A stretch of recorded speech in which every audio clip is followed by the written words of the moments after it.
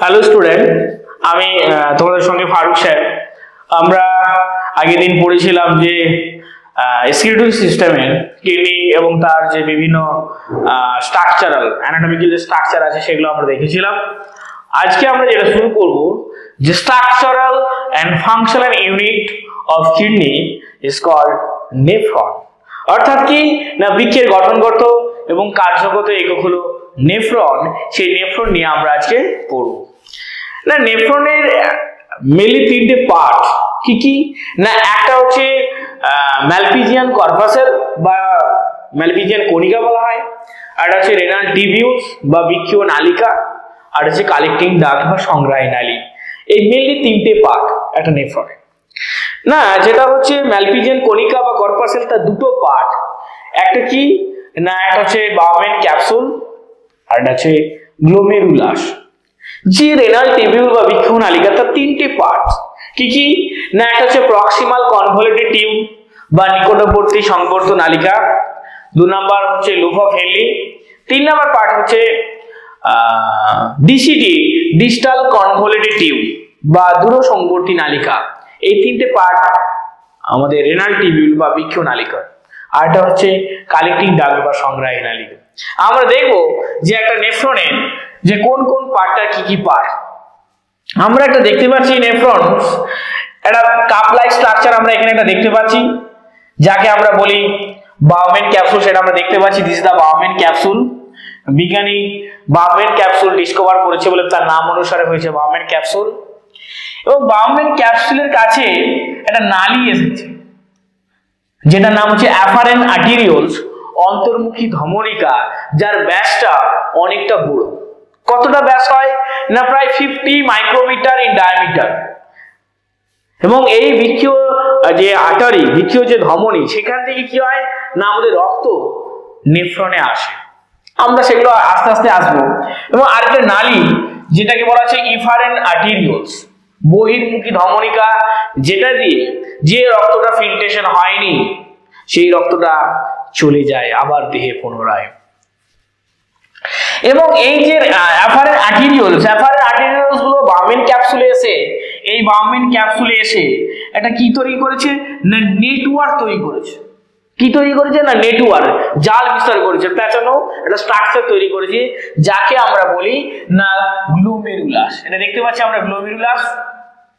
এই দুটো part, বাউমেন capsule এবং গ্লোমেরুলাস, এই দুটোকে আমরা বলি একসঙ্গে না ম্যালপিজিয়ান কর্পাসেল।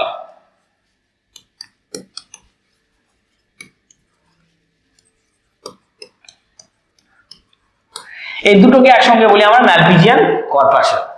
এবং এর যে পরবর্তী পার্ট, যেটা হচ্ছে রেনাল আমাদের টিবিউলস, বৃক্ষীয় নালিকা, সেটা কি না বাউমেন ক্যাপসুলের পরবর্তী যে প্রথম যে পার্টটা, যাকে আমরা বলি পিসিটি, প্রক্সিমাল কনভলিউটেড টিউব, নিকটবর্তী Sangbarta নালিকা, this is the proximal টিবিউলস।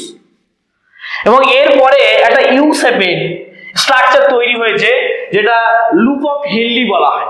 এই দুটো পার্টটাকে আমরা আস্তে আস্তে আসবো, সবগুলো আস্তে আস্তে ডিটেলস আলোচনা করব।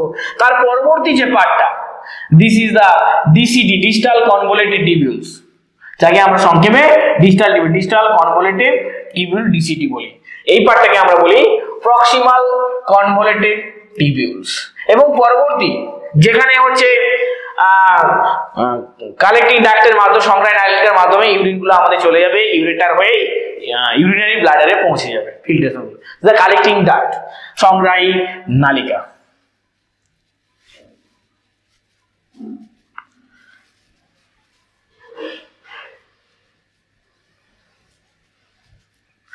দেখতে পাচ্ছি এরপরে যে part, this is the nephron. Nephron is the basic structural and functional unit of kidney. The parts of nephrons are already আমি বলেছি যে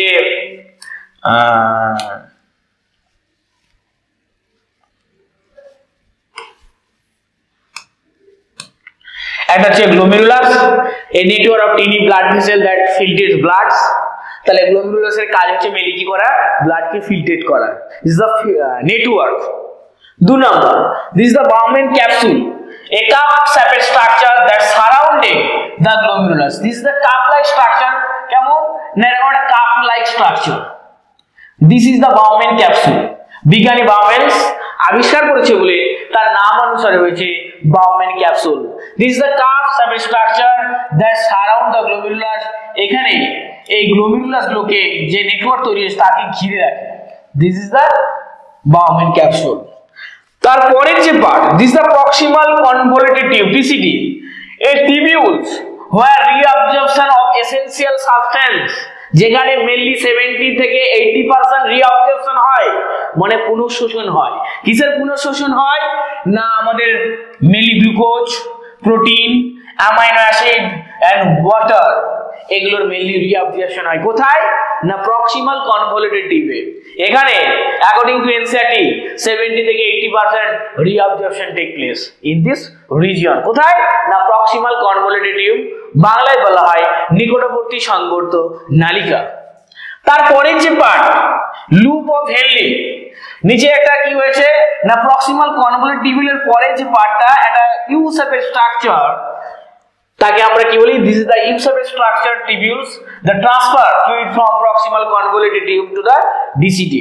তাহলে লুপ অফ হেনলির প্রথম যে পার্টটা দিস ইজ দ্য পিসিটি, এর পরবর্তী যে পার্টটা সেটা হচ্ছে ডিসিটি। তাহলে এর কাজ হচ্ছে না পিসিটি থেকে যে মলিকুলগুলো ফিল্ট্রেশন হলো সেগুলোকে কি করা, যেটা বডিতে রিঅবজর্পশন হয়ে গেল, যেটা না হলো তাকে কি করে ডিসিটি তে পৌঁছে দেওয়া, এই লুপ অফ হেনলির কাজ। আরো আছে ইউরিনকে কনসেন্ট্রেট করে, সেগুলো আমরা পরে আস্তে আস্তে আসবো। এর পরের যে পার্ট সেটা হচ্ছে ডিসিটি, ডিস্টাল কনভলিউটেড টিউব, দূরসংবর্তী নালিকা, a tubules that connect the loop of Henle to the collecting duct and play a key role in the reabsorption of electrolytes. এই ডিসিটি কি করে না আমাদের কন্ডিশনাল রিঅবজর্পশন করে। According to NCERT DCT play a conditional reabsorption. এই DCT তে কি হয়, আমাদের যে ADH hormone, anti diabetic hormone, যেটা হাইপোথ্যালামাস থেকে রিলিজ হয়, সেই হরমোনগুলোর দ্বারা এডিএইচ হরমোনের মেনলি এডিএইচ হরমোনের দ্বারা কি হয় এই ডিসিটি তে কন্ডিশনাল রিঅবজর্পশন হয়। এবং আদার্স মলিকুল, এখানে কিছু কিছু মলিকুল H+K+ সিক্রেশন হয়, মেনলি এখানে রিঅবজর্পশন হয়, কিছু পরিমাণ রিঅবজর্পশন হয়। তার পরবর্তী যে part is the collecting duct, সংগ্রাহী নালিকা, a part of the nephrons. তাহলে এই nephron is a microscopic structural and functional unit of kidney. তাহলে এই জন্য নেফ্রনকে বলা হয় is the structural and functional unit of kidney is called নেফ্রনস।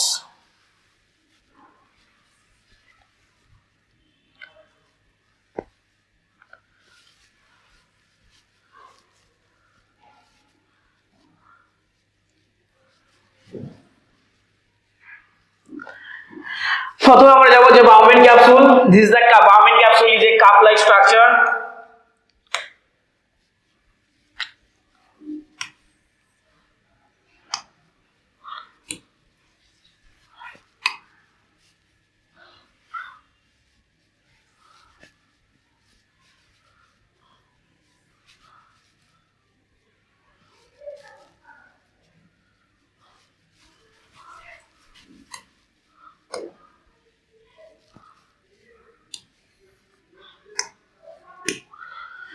দেখতে পাচ্ছি প্রথম যে পার্ট হচ্ছে গ্লোমেরুলাস।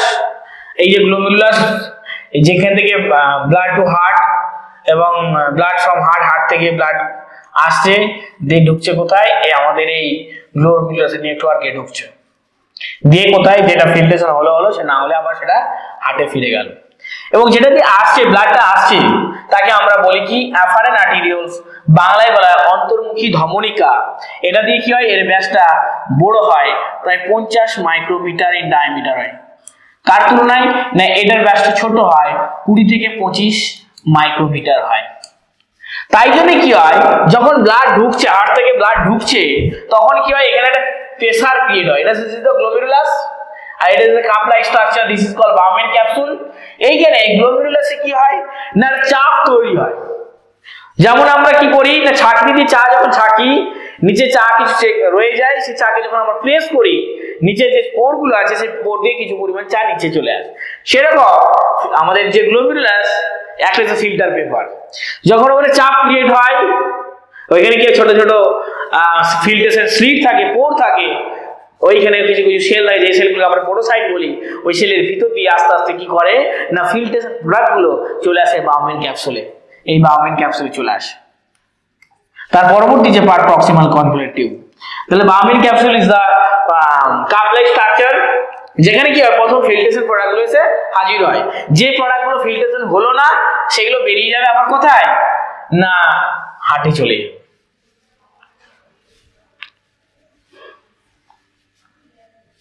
এর পরবর্তী যে পার্ট দিস আমরা দেখতে পাচ্ছি Bowman capsule is a cup shaped double wall. না আমাদের বাউমেন ক্যাপসুলে দুটো লেয়ার থাকে, একটা ভিসেরাল লেয়ার এবং parietal layer, two layer. Visceral layer হচ্ছে ইনার লেয়ারটা হচ্ছে ভিসেরাল লেয়ার,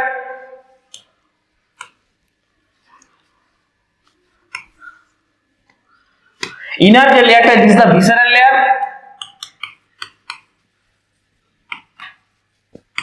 এবং আউটার যে লেয়ারটা দিস দা প্যারাইটাল লেয়ার। এই দুটো লেয়ার থাকে মেইনলি কোথায় না double wall pouch that surrounds the glomerulus and the kidney in the kidney and is a key part of the kidney filtering system.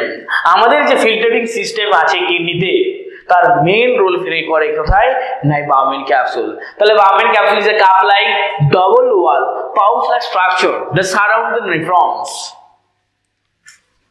Okay, this is the প্রথম part proximal convolutive PCD is a segment of the kidney that reabsorb water. আমরা বললাম যে PCD হচ্ছে proximal convolutive নিকটবর্তী সংবর্ধ নালিকা, যেখানে 70 থেকে 80% reabsorption হয়। কি কি reabsorption হয় না আমরা দেখতে পাচ্ছি যে ওয়াটার মলিকিউল হয়, বিভিন্ন ধরনের সলিউট সাবস্টেন্স, গ্লুকোজ, কিছু কিছু অ্যামাইনো অ্যাসিড এন্ড আদার যে সাবস্টেন্স কোথায় এখানে আমাদের reabsorption হয়, এবং এখানে কিছু কিছু পরিমাণ সিক্রেশনও হয়। তাহলে আমাদের বাউমেন ক্যাপসুলের প্রথম যে পার্টটা তাকে আমরা বলি প্রক্সিমাল কনভলিউটেড টিউব। আমরা দেখতে পাচ্ছি এটা this the proximal convoluted tube, নিকটবর্তী সংবর্ধ নালিকা, এবং এখানে কি হচ্ছে মেইনলি আমাদের ফিল্ট্রেশন হচ্ছে। তারপরে যে পার্টটা this is the loop, Henle loop, this the loop, this is the descending loop of Henle, আর তারপরটা হচ্ছে ascending loop of Henle. A descending loop of Henle এবং ascending loop of Henle is very roles play in filtration. The loop of Henle or nephron loop in the kidney is the tubules that opens from the proximal convoluted tube and leads to the distal convoluted tube. Its vital role is to produce a concentration gradient in the kidney. এখানে কি হয় না concentration gradient create হয়।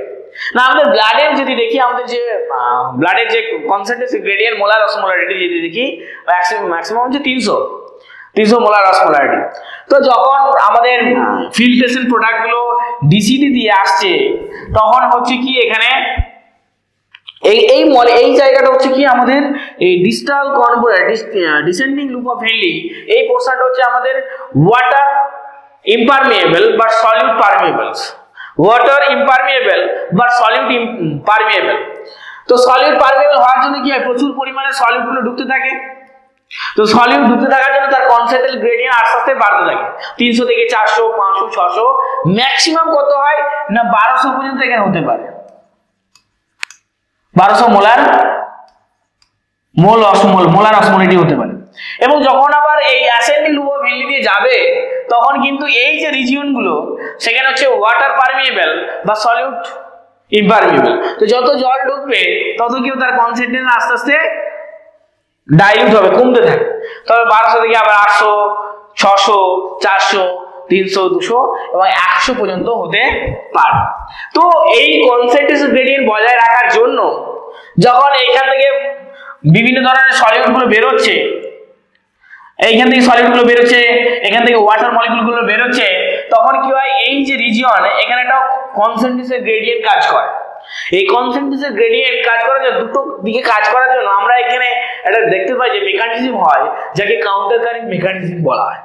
Counter current মেকানিজমটা কি বা counter current multiplier exchanger বলা হয়। কি হয় না যদি কনসেন্ট্রেশন গ্রেডিয়েন্ট কাজ না করতো তাহলে আমাদের যে ফিল্ট্রেশন মূত্র যে মানে গ্রেডিয়েন্ট যে কনসেন্ট্রেশনটা সেটা কিন্তু বজায় থাকতো না, এবং বডির যে কনসেন্ট্রেশন গ্রেডিয়েন্ট সেটা কিন্তু বজায় থাকতো না। এই দুটো জায়গা এই কাউন্টার কারেন্ট হওয়ার জন্য কি হয় না বডির যে আয়নিক ব্যালেন্স, বডির যে পিএইচ যে ব্যালেন্স, বডির যে ব্লাডের যে কনসেন্ট্রেশন গ্রেডিয়েন্ট সেগুলো কিন্তু বজায় থাকে এই কাউন্টার কারেন্ট মেকানিজমের জন্য। তাই জন্য খুব ইম্পর্টেন্ট, এই জায়গাটা খুব ইম্পর্টেন্ট। কোনটা? লুপ অফ হেনলির ascending part and descending part is very important for concentration gradient create করার জন্য। এর পরবর্তী পার্টে আমরা যাব distal convoluted tube. DCT is a short segment of the nephrons that play a vital role in regulating electrolyte homeostasis and extracellular fluid volume. এই DCT যে distal convoluted tube আমরা দেখতে পাচ্ছি, DCT মেন রোল প্লে করে। কি role play করে? এই DCT distal যে convoluted tube যাকে আমরা সংক্ষেপে DCT বলি, এখানে কি হয় না কন্ডিশনাল রিঅ্যাবজর্পশন হয়। কি হয় না কন্ডিশনাল।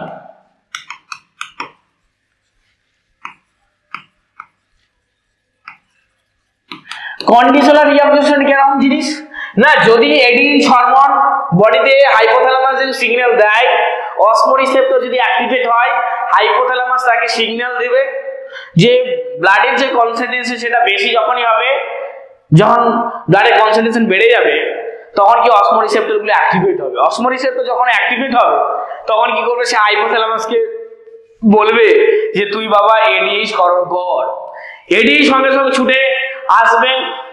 এডিএইচ ছুটে এসে কি করবে না ডিসিটি কে বলবে যে ডিসিটি তুমি ডিসিটি থেকে যে প্রোডাক্ট বাইরে বেরিয়ে যাওয়ার কথা ছিল ইউরিনের হয়ে, সেটা কিন্তু সে আর বেরোতে দেবে না। কি করবে না ওই সময় বডিতে যতটা পরিমাণ প্রোডাক্টকে, যে প্রোডাক্টটা ফিল্ট্রেশন হয়েছিল, যে পরিমাণটা রিঅ্যাবজর্পশন করা যায় তার ম্যাক্সিমামটা রিঅ্যাবজর্পশন করে নেয়। This is the DCT play role করে। আমরা দেখব যে ডিসিটি কিভাবে, হাইপোথ্যালামাস কিভাবে আমাদের ইউরিনের যে কিডনি সিস্টেমকে কিভাবে রেগুলেশন করে, সেটা আমরা আস্তে আস্তে আবার দেখব।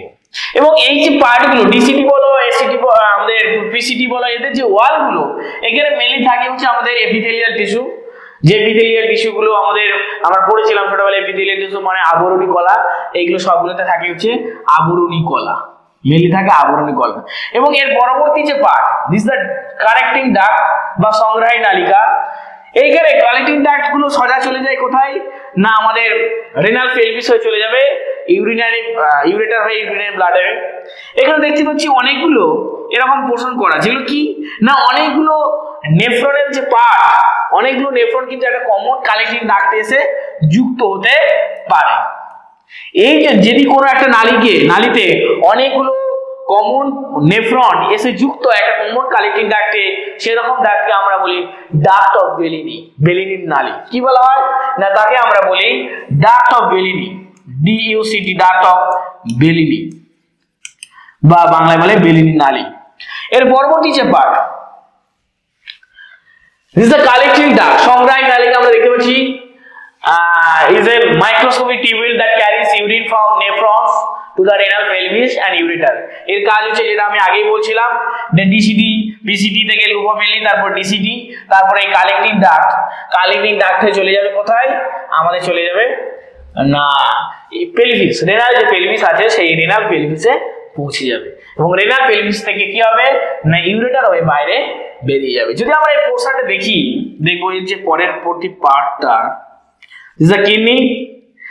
এখান থেকে আমাদের দুটো কিডনি আছে, দিস দ্য ইউরেটার, এবং এরকম জায়গা থাকে আমাদের ইউরিনারি ব্লাডার। এখান থেকে এই রেনাল পেলভিসের মাধ্যমে কি হবে ফিল্ট্রেশন প্রোডাক্টগুলো চলে আসবে, যে এসে এখানে জমা হবে, পরবর্তী সময় যখন ভর্তি হবে সে তখন এটা দিয়ে বাইরে বেরিয়ে যাবে। এতে কালেক্টিং ডাক্টের কাজ হচ্ছে যে প্রোডাক্টটা ফিল্ট্রেশন হয়েছে তাকে কালেক্ট করে নিয়ে এসে ইউরেটার হয়ে, গোবিনী হয়ে, এটা হচ্ছে ইউরেটার, গোবিনীর মাধ্যমে আমাদের ইউরিনারি ব্লাডে পৌঁছে দেওয়া। This is the play role করে মেনলি।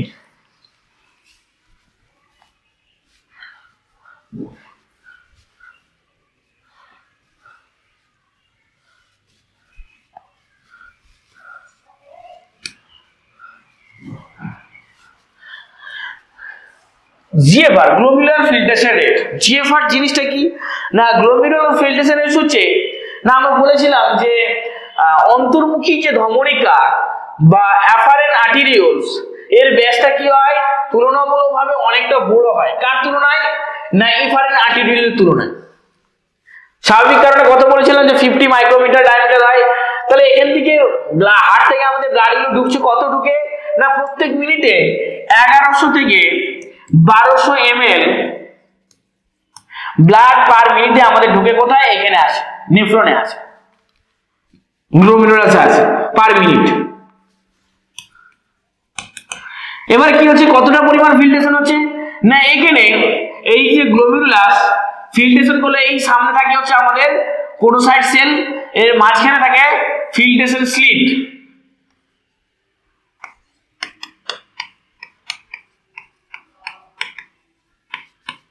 এই ফিল্ট্রেশন স্লিটের মধ্য দিয়ে কি হবে, যেগুলো ফিল্ট্রেশন হলো যেমন গ্লুকোজ, অ্যামাইনো অ্যাসিড, বিভিন্ন ধরনের ইলেক্ট্রোলাইটস ফিল্ট্রেশন হয় এখানে চলে আসে। তাহলে গ্লোমেরুলাসে 1 মিনিটে যে পরিমাণ ফিল্ট্রেশন হয়, কতটা ফিল্ট্রেশন প্রোডাক্ট তৈরি হয় আমরা এখানে দেখতে পাবো 125 ml per minute filtration product তৈরি হয়। কোথায় না গ্লোমেরুলাসে। সেই প্রোডাক্ট কোথায় আসে, প্রথমে আসে আমাদের এই পোর্শনটার নাম হচ্ছে আমাদের বাউমেন ক্যাপসুল। তাহলে গ্লোমেরুলাসে 1 মিনিটে যে পরিমাণ ফিল্ট্রেশন হয় তাকে বলা হয় জিএফআর, গ্লোমেরুলার ফিল্ট্রেশন রেট বা জিএফআর। এই জিএফআর এর ভ্যালু কত না, জিএফআর এর ভ্যালু হচ্ছে 125 ml পার মিনিট। তাহলে কত হবে, 24 ঘন্টায় কত হবে, 24 আওয়ারে হবে 180 লিটার পার ডে। এইটা আমাদের ফিল্ট্রেশন হয়। তাহলে একটা কিডনি কতটা পরিমাণ নেফ্রন কতটা পরিমাণ ফিল্ট্রেশন করতে পারে সারাদিনে না 24 ঘন্টায় 180 লিটার ফিল্ট্রেশন করতে পারে। কিন্তু 180 লিটার কি মূত্র তৈরি হয়? স্বাভাবিকভাবে কোশ্চেন আসতে পারে আমাদের মনের মধ্যে, না।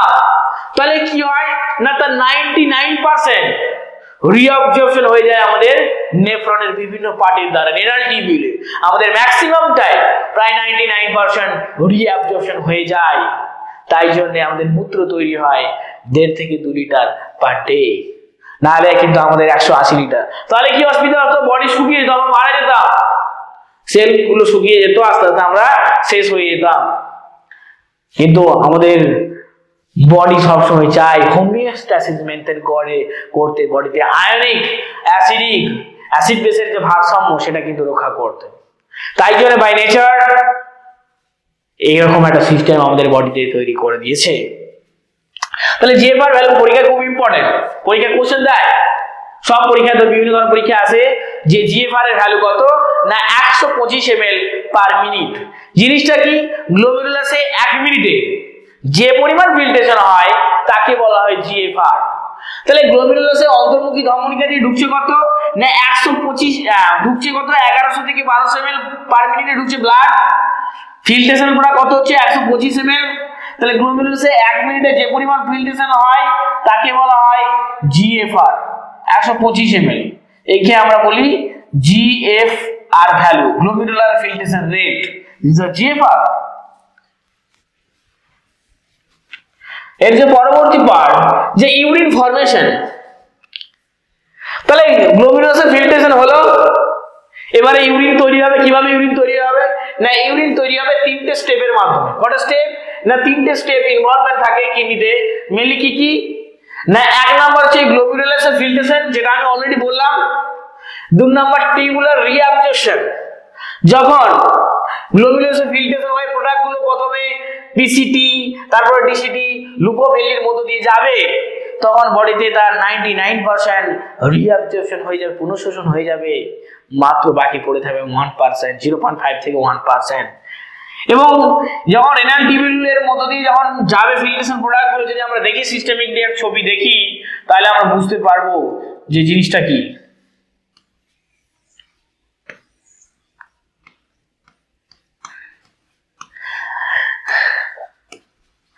This is the Bowman capsule, proximal coronary tube, loop of Henle.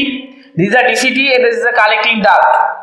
তাহলে এই যে ওয়ালগুলো, এপিথেলিয়াল যে ওয়ালগুলো আছে, এখানে কিছু কিছু মলিকিউল আছে যেগুলো এই ওয়াল বয়ে ভিতরে ভিতরে ঢুকে যায়, খরিত হয়, এই ওয়ালের গায়ে খরিত হয়। কারা তারা না, H+, K+, ক্রিয়েটিনিন, বিভিন্ন ধরনের ড্রাগ রিমুভ হয়ে যায় from the peritubular blood and secreted by the tubule cell into the filtrate। যে ফিল্ট্রেশন প্রোডাক্টগুলো নেফ্রন ফিল্ট্রেট করেছিল, গ্লোমেরুলাস ফিল্ট্রেশন করেছিল, সেই ফিল্ট্রেশন প্রোডাক্টগুলোর সঙ্গে বডির থেকে উৎপন্ন বিভিন্ন ভাবে উৎপন্ন H+, K+, ক্রিয়েটিনিন, হিপিউরিক অ্যাসিড, বিভিন্ন ধরনের অ্যাসিড এবং ড্রাগ রিমুভ হয়ে যায়, মূত্রের মাধ্যমে দেহের বাইরে রিমুভ হয়ে যায়। যে সমস্ত নাইট্রোজেনাস রেশন পদার্থগুলো আছে ম্যাক্সিমামটাই এরকম ভাবে মূত্রের মাধ্যমে, মূত্রের সহযোগে দেহের বাইরে বেরিয়ে যায়।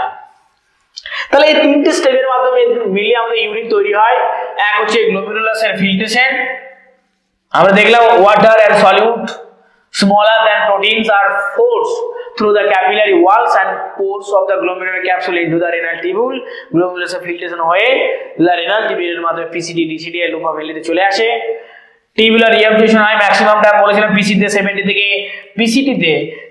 থেকে 80% রিঅ্যাবজর্পশন হয়ে যায়। ওয়াটার, গ্লুকোজ, অ্যামিনো অ্যাসিড এগুলো কি হয়ে যায় না রিঅ্যাবজর্পশন হয়ে যায়। কেন এগুলো রিঅ্যাবজর্পশন হয় না বডি যেগুলো দরকার তাই জন্য বডিতে কি হয়ে যায় এগুলো রিঅ্যাবজর্পশন হয়ে যায়, ম্যাক্সিমামটা রিঅ্যাবজর্পশন হয়ে যায়।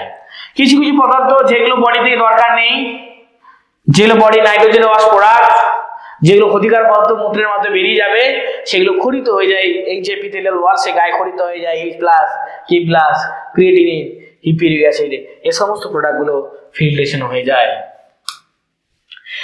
এবারে আমরা পড়বো যে খুব ভাইটাল একটা টপিক, কিডনি রেগুলেশন। কিডনি কিভাবে রেগুলেশন হয় না, প্রথমে একটা কিডনি রেগুলেশন সিস্টেম যার নাম হচ্ছে র্যাস। র্যাস কি? Renin angiotensin aldosterone system, rash. This is a renin angiotensin aldosterone system. This is a very important একটা system rash.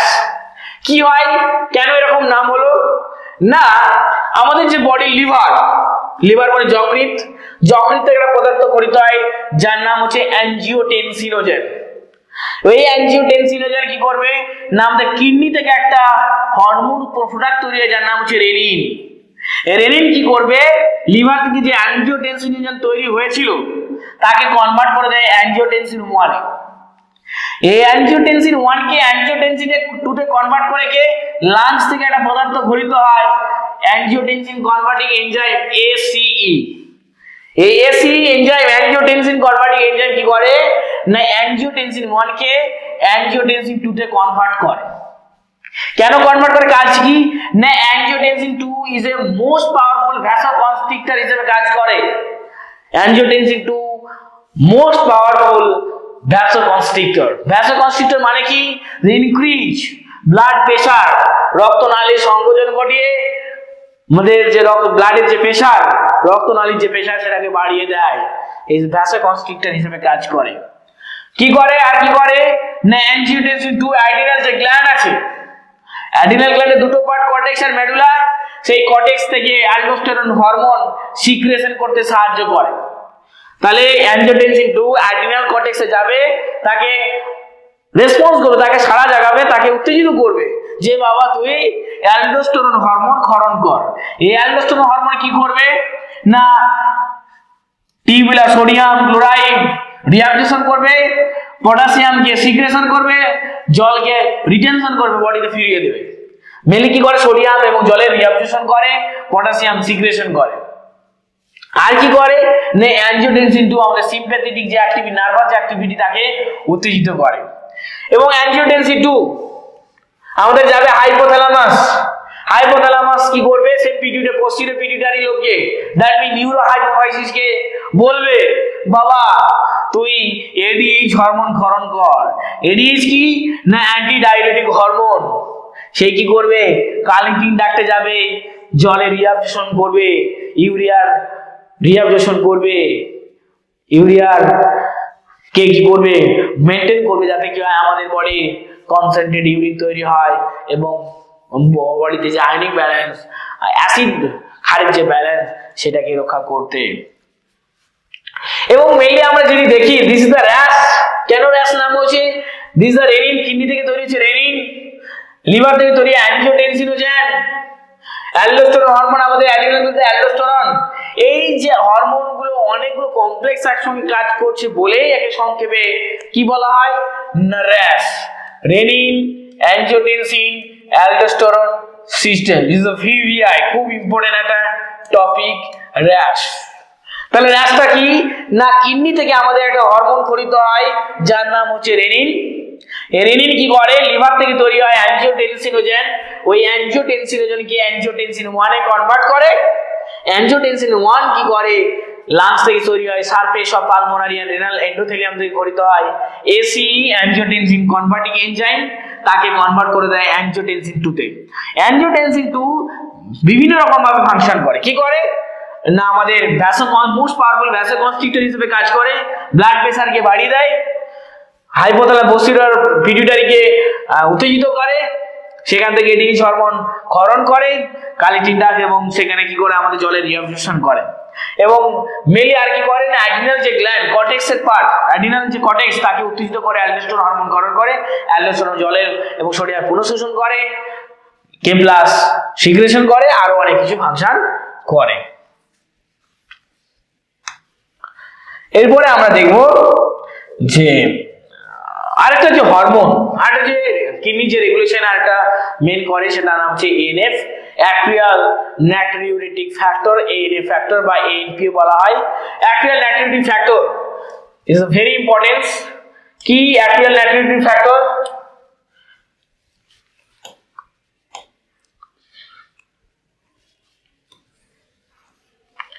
ANP by ANF is a hormone that regulates the kidney function. কিভাবে করে kidney function? increasing sodium excretion, সোডিয়ামের ক্ষরণ করে। ANF increase the amount of sodium excreted in the urine, সোডিয়ামকে excrete করতে সাহায্য করে। increasing glomerular filtration rate, GFR rate কে বাড়িয়ে দেয়। ANF increases the rate at which the glomeruli filtered blood, GFR rate K increasing করে, decreasing করে renal vascular resistance কে decrease করে। ANF relaxes afferent glomerular arterioles and constrict efferent arterioles, তাকে কি করে সেখানেও কাজ করে। ইনহিবিটিং রেনিন সিক্রেশন, কিডনি থেকে যে রেনিন সিক্রেশন হবে তাকে ইনহিবিটিং করে বাধাদান করে। ANF prevent the kidney from secreting renin, dilating blood vessel K dilation করে, রক্তনালীর প্রসারণ ঘটায়। আমরা দেখছিলাম এর আগে যে র্যাশ কি করছিল না, মোস্ট পাওয়ারফুল ভ্যাসোকনস্ট্রিক্টর হিসেবে কাজ করছিল অ্যানজিওটেনসিন 2, এই কিন্তু তার উল্টো কাজ করে, ভ্যাসোডাইলেশন হিসেবে কাজ করে, ব্লাড ভেসেলের ডাইলেটিং ঘটায়, ব্লাড ভেসেল কি করে প্রসারিত করে। কে না, অ্যাট্রিয়াল নাট্রিউরেটিক ফ্যাক্টর। এটা আমাদের হার্টের অ্যাট্রিয়াল থেকে, দ্যাট মিন অলিন্দের গা থেকে খরিত হয় একটি peptide hormones ANF or ANP। এখন সেখান থেকে আমরা চলেছি যে মিক্সচুরেশন। মিক্সচুরেশন কি? মূত্রত্যাগ। মূত্রত্যাগ করার পদ্ধতিকে আমরা মিক্সচুরেশন বলি। এই মিক্সচুরেশন আমাদের কিন্তু কন্ট্রোল হয়, also known as urination is the process of emptying urine from bladder. আমাদের যে মূত্রনালী যে ব্লাডার আছে সেখান থেকে মূত্রত্যাগ করার পদ্ধতিকে বলা হচ্ছে ইউরিনেশন বা বলা হয় মিক্সচুরেশন। জিনিসটা কি না, এটা আমাদের হাইপোথ্যালামাস, আমাদের ব্রেন থেকে রেগুলেট হয় যখন এই ওয়াল, মূত্রনালীর যে ওয়াল প্রেসার, যেখানে কি থাকে মেনলি আমাদের ডেট্রুসর মাসেল থাকে, এই মাসেল গুলোতে যখন চাপ পড়ে, কখন চাপ পড়বে, যদি এখানে ইউরিন 400 থেকে 500 ml হয়ে যায়, ভর্তি হয়ে যায়, তখন কি হবে, ওয়ালে চাপ দিবে। এই ওয়ালে কি আছে, ডেট্রুসর মাসেল আছে। তখন কি করবে না, এই মাসেলের গায়ে নার্ভ লেগে আছে। কিরকম নার্ভ লেগে আছে না, আমরা দেখতে পাচ্ছি এখানে সিম্প্যাথেটিক, প্যারাসিম্প্যাথেটিক বিভিন্ন ধরনের নার্ভ লেগে আছে। এই নার্ভগুলো কি করবে, মাসেলের সঙ্গে নার্ভ লেগে থাকে আমরা জানি নিউরোমাসকুলার জাংশনের সাহায্যে। যখনই চাপ দিবে, সেই চাপ রিসেপ্টর গ্রহণ করবে, নিউরনকে দিবে, সেন্সরি নিউরনকে দিবে, সে পৌঁছে যাবে ব্রেনে, সেন্ট্রাল নার্ভাস সিস্টেমে। সেন্ট্রাল নার্ভাস সিস্টেম প্রসেসিং করবে, দিয়ে পাঠাবে মোটর নিউরনের মাধ্যমে। কোথায় পাঠাবে না, আমাদের মাসেলে পাঠাবে, বলবে তুমি আস্তে আস্তে বাথরুমের দিকে যাও, মিক্সচুরেশন করো। মেইনলি ব্রেনের যে পার্টটা এই মিক্সচুরেশন সাহায্য করে সেটা হচ্ছে আমাদের পন্স, PONS, পন্স। আমাদের এই ডেট্রুসর মাসেলের সংকোচন ঘটায়, কনস্ট্রিকশন করে, তাতে সাহায্য করে পন্স। ব্রেনের যে part ponds, this is the main vital part. সেইগুলো আমাদের ব্রেনের আমাদের যে ডেট্রুসর যে মাসেল তার কি করে, সংকোচন ঘটায়, কনস্ট্রিকশন করে, তখন কি হয়, মূত্র এটা দিয়ে বাইরে বেরিয়ে আসে। This is the micturition. আমরা আজকে মিক্সচুরেশন পর্যন্ত পড়লাম। এর পরের দিন আমরা ডিজিজগুলো সম্পর্কে পড়ব, তারপর আমরা আমাদের ক্লাস শেষ করব। তোমরা সবাই ভালো থাকো। কেমন লাগলো, কেমন তোমাদের, যদি কোনো রকম অসুবিধা হয়ে থাকে বলবে, আমরা নেক্সট ক্লাসে সেগুলো আলোচনা করব। থ্যাংক ইউ, সকলে ভালো থাকো।